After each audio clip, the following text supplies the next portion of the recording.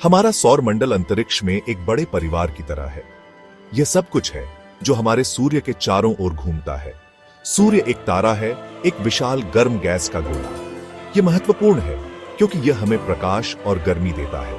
बिना सूर्य के पृथ्वी पर कोई जीवन नहीं होता। सौर मंडल अविश्वसनीय रूप से विशाल है। यह हमारी नग्न आंखों से देखने की सीमा से बहुत दूर तक फैला हुआ है।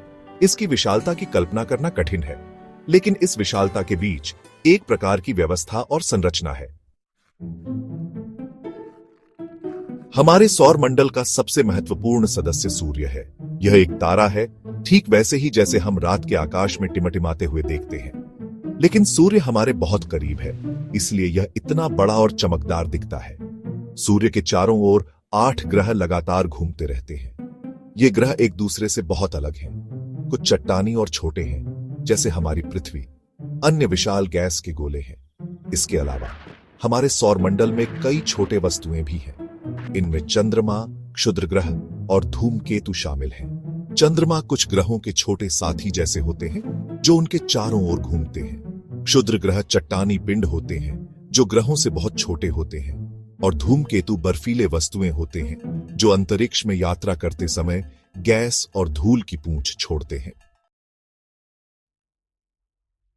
लंबे समय तक लोग सोचते थे कि ब्रह्मांड स्थिर और अपरिवर्तनीय है, लेकिन अब हम जानते हैं कि ब्रह्मांड वास्तव में विस्तार कर रहा है।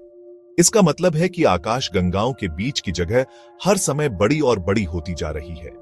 वैज्ञानिकों ने खोजा है कि ब्रह्मांड न केवल विस्तार कर रहा है, बल्कि यह तेजी से हो रहा है।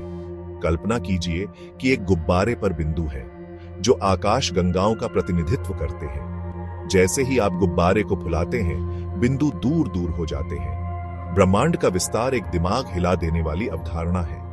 यह हमें बताता है कि हमारा ब्रह्मांड एक गतिशील और हमेशा बदलने वाला स्थान है।